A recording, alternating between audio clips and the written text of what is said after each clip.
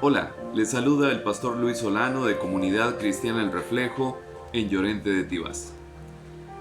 El día de hoy vamos a hacer una breve explicación, un breve análisis de una de las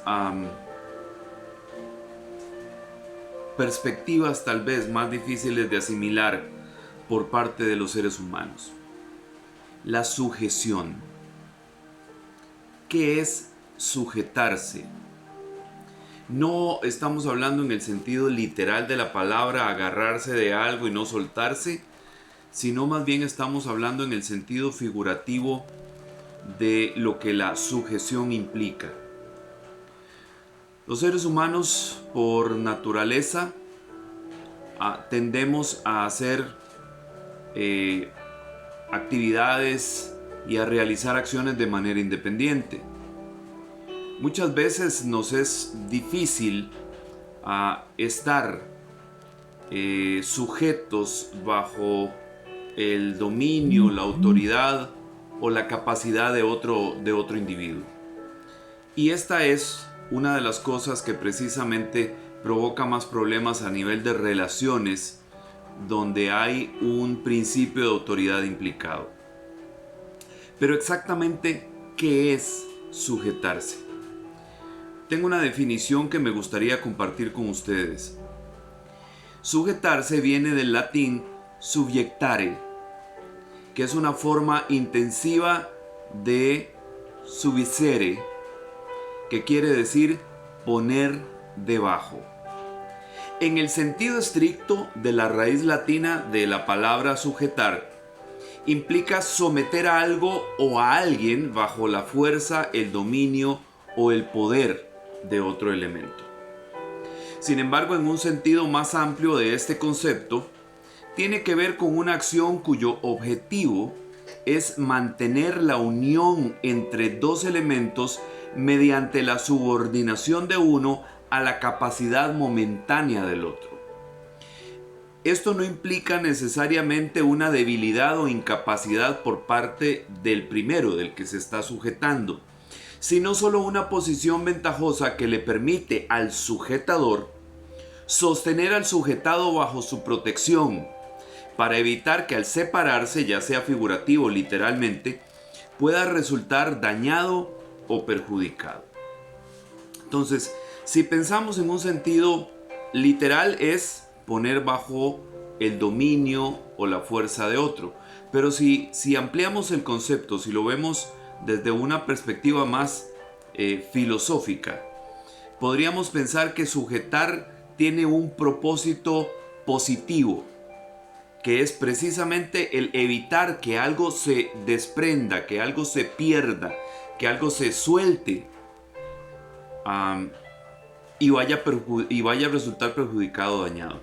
Ahora, ¿qué tiene que ver esto con la sujeción que nosotros deberíamos tener a la autoridad en diferentes campos de la vida? Bueno,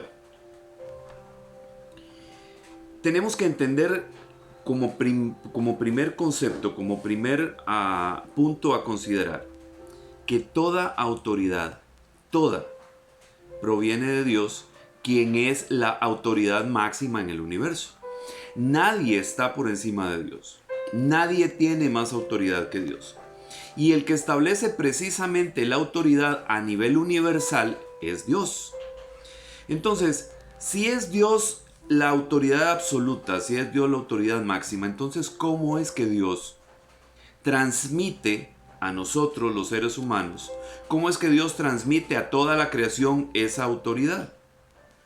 Bien, Romanos capítulo 13, versículo 1 habla precisamente acerca de esto y no lo voy a leer todavía, nada más voy a extractar algo que es importante. Romanos 13 dice: toda autoridad proviene de Dios. Entonces, si toda autoridad proviene de Dios, ¿cómo es exactamente que la transmite? Dios tiene dos maneras de ejercer su autoridad. Tiene una forma directa de ejercerla, Esto lo hace Dios mediante su palabra o mediante el Espíritu Santo para comunicarnos o decirnos a nosotros qué es lo que Él quiere que nosotros hagamos. Ahí lo hace directamente Dios. Y tiene una forma delegada de autoridad por medio de la cual también nos hace entender esto. La autoridad delegada. Esta la ejerce el Señor eligiendo a determinadas personas que reciben la autoridad de parte de Él para que lo representen y apliquen su voluntad. Entonces Dios puede ejercer directamente su voluntad, su autoridad, a través de su palabra, a través de su Santo Espíritu, para que nosotros inmediatamente entendamos cuál es el objetivo que Él tiene, cuál es la voluntad, qué es lo que Él desea, o lo puede hacer a través de otras personas que Dios directamente elige. Ahora, Dios no solo nos guía personalmente, sino que también nos dirige a través de esa autoridad delegada. Esa autoridad delegada pueden ser padres, pueden ser maestros, pueden ser policías, jefes, gobernantes, pastores. Todas estas son autoridades delegadas por Dios. El tema es que nos es tan difícil entender que estas autoridades vienen directamente de Dios, o sea que provienen en una línea de jerarquía directamente de Dios, que a veces quisieran algunas personas cambiar la escritura para que la escritura diga sujétese solo si tiene razón, o sujétese solo si usted cree que tiene razón, o sujétese solo si no se interpone a lo que yo quiero, sujétese solo si le manda a hacer las cosas de una forma amable y agradable. Quisiéramos condicionar lo que la Biblia dice a este tipo de posiciones o deseos personales. Pero vea qué interesante lo que dice Primera de Pedro en el capítulo 2 y el versículo 18. Según la versión Biblia de las Américas dice, siervos. Aquí la palabra siervos ha sido traducida de esa manera, pero la palabra original es esclavos. Recuerden que en los tiempos bíblicos, en los tiempos de Jesús, en los tiempos del Imperio Romano, la esclavitud era algo sumamente común. Entonces, lo que está diciendo Primera de Pedro 2:18 aquí es, esclavos, estad sujetos a vuestros amos con todo respeto. Perdón. No solo a los que son buenos y afables, sino también a los que son insoportables. Entonces, la Biblia está indicando claramente que la obediencia que la sujeción, no se limita solamente a aquellos que nos tratan bien. No se limita solo a aquellos que son buenos. No se limita solo a aquellos que en autoridad hacen las cosas correctamente. Lo que dice Primera de Pedro en el capítulo 2, versículo 18 aquí es, sujétense a sus amos, le dice a los esclavos, con todo respeto, no solo a los buenos, sino también a los que son insoportables. ¿Por qué? Porque es una autoridad delegada por Dios. Porque el que ejerce la autoridad absoluta sobre ese amo es precisamente Dios, que ha permitido que se dé esa relación de autoridad entre el amo y el esclavo en este aspecto particular. Entonces es un principio a aplicar que nosotros debemos entender. No depende de que también ejerza la autoridad la persona delegada. Depende de la autoridad que tiene y hay, en ese caso, que sujetarse. Ahora, ¿sabía usted que Cristo se sujetó a una autoridad humana, siendo Él el Hijo de Dios, siendo Él la encarnación de Dios aquí en la tierra? Y no se sujetó a cualquier autoridad humana, se sujetó a una autoridad romana. Y no era un hombre bueno y afable y noble. Estamos hablando de Poncio Pilatos. Vean lo que hizo Poncio Pilatos según lo que dice el Evangelio de Lucas en el capítulo 13 y el versículo 1. Dice, Por aquel tiempo, algunos le dijeron a Jesús que Pilato, el gobernador romano, había mandado a matar a varios hombres de la región de Galilea. Esto les había sucedido mientras ellos estaban en el templo ofreciendo sacrificios. No parece Pilato ser un hombre muy justo. No parece Pilato ser un hombre que ejerza la autoridad de manera bondadosa. Parece que Pilato usaba su autoridad para imponerse sobre las personas a las que él tenía que controlar o dominar. Pero vea lo que pasa entre Cristo y Pilato cuando el Señor es detenido y llevado ante Poncio Pilato, instigado de manera directa por los judíos que querían matar a Jesús. Entonces, vea lo que sucede en una conversación que tiene el Señor Jesucristo con Pilatos. Dice en el Evangelio de Juan, en el capítulo 19 y los versículos 9 al 11, dice: volvió a entrar en el palacio, llamó a Jesús y le preguntó: Pilatos, ¿de dónde eres? Pero Jesús no le contestó. Entonces Pilato le dijo: ¿no me vas a contestar? ¿Acaso no sabes que tengo poder para mandar que te dejen libre o para que mueras clavado en una cruz? Jesús le respondió: no tendrías ningún poder sobre mí si Dios no te lo hubiera dado. El hombre que me entregó es más culpable de pecado que tú. Pero simplemente Jesús no quería responderle a Pilato. Pilato lo estaba hostigando, estaba haciendo preguntas que realmente no tenían como objetivo saber la verdad.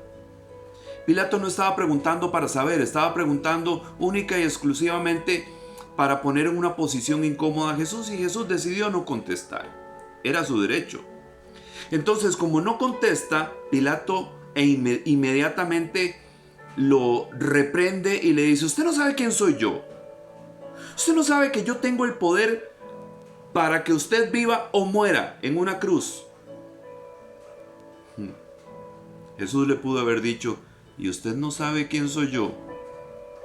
El creador de todo el universo, el creador de todo lo que existe. Pero no.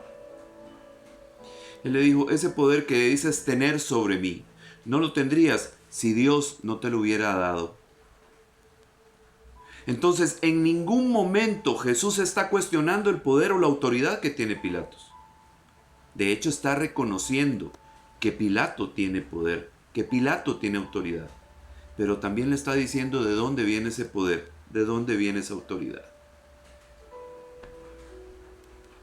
Ahora, este Jesús, este Cristo que nosotros conocemos, en el que nosotros creemos, al que nosotros respetamos. ¿Sabía usted que hubo dos oportunidades donde este Jesús que nosotros entendemos tiene autoridad máxima sobre todas las cosas, actuó o respondió de una manera muy grosera? Le voy a mencionar cómo es que esto sucedió. En el capítulo 21, versículo 22 del Evangelio de Juan, dice así: Pedro está viendo que Juan, el siervo amado del Señor, está recostado sobre su pecho, y Pedro se le queda viendo y dice: Señor, ¿y este qué? Y ve lo que le responde el Señor. Dice, Jesús le contestó: si quiero que él permanezca hasta que yo vuelva, ¿a ti qué te importa? Tú sígueme. ¿Verdad que no es una respuesta educada o agradable? Jesús pudo haber respondido de cualquier otra forma, pero le está diciendo: ¿y a usted qué le importa? Parece concho, ¿verdad? Sin embargo, nosotros sentimos profundo respeto por la autoridad que Jesús tiene, ¿o no? Vea otro caso. En Marcos capítulo 7 y versículo 27 dice lo siguiente: cuando la mujer sirofenicia llega donde Jesús para pedirle que por favor sane a su hijo, vea lo que le responde Jesús. Pero Jesús le dijo: deja primero que coman los hijos, pues no está bien quitarle la comida para echársela a los perros. ¿Cómo se sentiría usted que le dijeran perro? Feo, ¿verdad? Sin embargo, nosotros respetamos la autoridad de Jesús. ¿Cierto? ¿Por qué? Porque entendemos que la autoridad que Él tenía y que Él tiene todavía, sobre todo, viene del Padre Eterno, que es el origen de toda autoridad. Entonces, mucha gente de aquella época respetaba y admiraba a Jesús. Juan 7:46, por ejemplo, dice: nunca nadie ha hablado como ese hombre, declaraban los guardias del templo. Dice Mateo 13:54: y venido a su tierra, les enseñaba en la sinagoga de ellos de tal manera que se maravillaban y decían: ¿de dónde tiene esta sabiduría y estos milagros? Admiraban a Jesús, respetaban a Jesús, se sujetaban a Jesús. Cuando iban buscando un milagro, hacían exactamente lo que Jesús decía que tenían que hacer y eran sanados. Pero ese mismo Jesús en 2 oportunidades habló muy feo, y eso no le quitaba la autoridad que tenía. Aquí hay un principio que es importante que nosotros entendamos. Jesús se sujeta a la autoridad de Pilato, siendo Jesús mayor en autoridad que el mismo Pilato. Pero Él se sujeta a la autoridad de Pilatos, porque Él sabía lo que era tener y ejercer autoridad. Entonces, escucha esta frase: no puede ejercer autoridad quien no sabe sujetarse a la autoridad. ¿Con qué cara? ¿Con qué moral puede una persona ejercer autoridad si no sabe sujetarse y respetar autoridad? Vea lo último que vamos a ver. Nosotros reconocemos principalmente las autoridades estatales, ¿cierto? Las que imponen las leyes que nosotros tenemos que respetar. Ahora sí vamos a leer lo que dice Romanos 13 en el capítulo 1 y los versículos 1 al 6. Dice: todos deben someterse a las autoridades públicas. Vea lo que dice: pues no hay autoridad que Dios no haya dispuesto, así que las que existen fueron establecidas por Él. O sea, Él es el principio de toda autoridad y Él es el que delega y nombra todas las autoridades. Dice: por lo tanto, todo el que se opone a la autoridad se rebela contra lo que Dios ha instituido. Los que así proceden recibirán castigo, dice aquí, porque los gobernantes no están para infundir terror a los que hacen lo bueno, sino a los que hacen lo malo. ¿Quieres librarte del miedo a la autoridad? Haz lo bueno y tendrás su aprobación, pues está al servicio de Dios para tu bien. Pero si haces lo malo, entonces debes tener miedo. No en vano lleva la espada, pues está al servicio de Dios para impartir justicia y castigar al malhechor. Así que es necesario someterse a las autoridades, no solo para evitar el castigo, sino también por razones de conciencia. Así dice: por eso mismo pagan ustedes impuestos, pues las autoridades están al servicio de Dios, dedicadas precisamente a gobernar, puestas por Dios. Entonces, si un gobierno es bueno o es malo, eso no es excusa para que nosotros nos sujetemos o no a la autoridad. No, es que ese gobierno se roba la plata, entonces yo no voy a pagar los impuestos. Usted tiene que pagar los impuestos aunque el gobierno se robe la plata. ¿Por qué? Porque la autoridad está establecida por Dios, porque Él es el que ha permitido que ese gobierno esté ahí. Y si la ley está establecida, usted tiene que sujetarse a eso. Cuando Pedro llega y le dice al Señor que llegaron dos representantes del templo y le preguntaron: ¿tu maestro no paga el impuesto? Y entonces viene y le dice claramente el Señor: ve al lago, saca un pez, ábrelo y adentro te vas a encontrar un estáter. Y con eso vas a pagar tu impuesto y el mío. Él pudo haber dicho perfectamente bien: yo no tengo por qué pagar impuestos. Los romanos eran implacables con el tema de los impuestos. Sin embargo, Jesús se sujetó a la autoridad y pagó el impuesto que se le demandaba. Nosotros somos superiores a Jesús, ¿verdad que no? Entonces debemos sujetarnos a lo que la autoridad establece. ¿Y qué hay de las autoridades laborales? Ya leímos el texto de 1 de Pedro 18, donde dice que hay que estar sujetos a los amos, en este caso, digamos, en nuestro tiempo sería a los patronos. Con todo respeto, dice, no solo a los buenos y amables, sino también a los que son insoportables. ¿Por qué? Porque tienen autoridad. Usted no quiere sujetarse a la autoridad de su jefe, renuncie y váyase. Pero mientras usted trabaje para esa empresa y mientras ese sea su jefe, tiene que respetarlo, aunque no esté de acuerdo con él, y sujetarse a él.